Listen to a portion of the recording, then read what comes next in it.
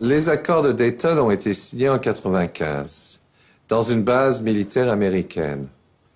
Et si on consulte le texte de ces accords, on verra que la constitution de la Bosnie-Herzégovine apparaît en appendice aux accords de Dayton. Cette constitution fut rédigée par des consultants et des avocats américains qui se sont réunis, qui ont en fait rédigé un document fondamental sans qu'il y ait eu pour autant une assemblée constituante des citoyens en Bosnie-Herzégovine. Et on lira dans cette constitution confectionnée par les États-Unis, on lira que, article 1 tel, la Banque centrale de Bosnie-Herzégovine ne pourra pas fonctionner en banque centrale, elle devra fonctionner en bureau d'émission, currency board, c'est-à-dire en fait une banque coloniale, sans possibilité de création monétaire. Ce qui veut dire qu'elle est complètement piégée par ses créanciers extérieurs. En fin de compte, c'est le modèle qui existe présentement en Argentine, par exemple. Mais plus encore, dans la constitution de Bosnie-Herzégovine rédigée à Dayton, on lira que le Fonds monétaire international nommera le président de la Banque centrale de Bosnie-Herzégovine et que celui-ci ne pourra être un citoyen de la Bosnie-Herzégovine ou d'un pays voisin. En d'autres mots, on voit que cette constitution qui est totalement fabriquée, qui n'a pas de base citoyenne au sein de la Bosnie-Herzégovine, installe un gouvernement colonial. Okay?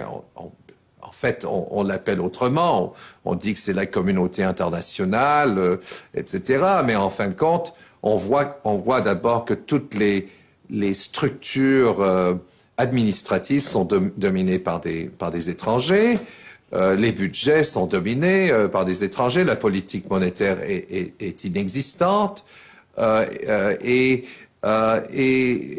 néanmoins, ces accords de Dayton sont maintenant présentés par la dite communauté internationale comme étant un peu la réponse aux problèmes de différents pays. On voudrait également établir le même modèle de gestion,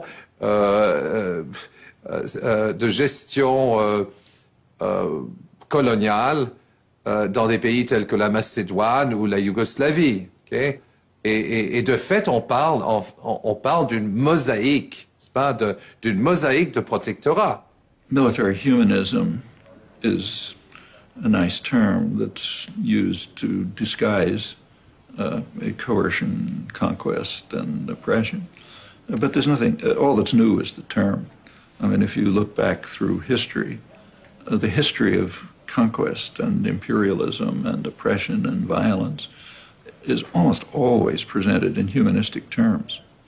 So the French were carrying out the civilizing mission while the French Minister of War was saying we have to exterminate everyone in Algeria.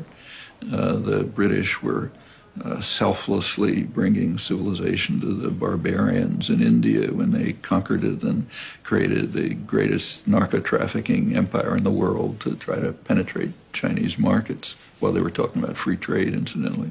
In the United States, it's called American exceptionalism. We're so noble, nobody could be like us. The problem is every other system of power has said the same thing. When the Japanese were conquering Manchuria and northern China, the documents which we have, because they were conquered, is just overflowing with humanist rhetoric about how we're going to create an earthly paradise, and Japan is selflessly giving of itself, for the benefit of the people. Actually, there was an interesting article, which you may have seen in the Globe and Mail a couple of weeks ago, by a Russian emigre. He was a Russian soldier in Afghanistan, and he's now living in Canada. And he was comparing the way the Russian invasion of Afghanistan was described. He was comparing it to the way the U.S. invasions of Iraq and Afghanistan are described. So he was talking about Canadian troops in Afghanistan.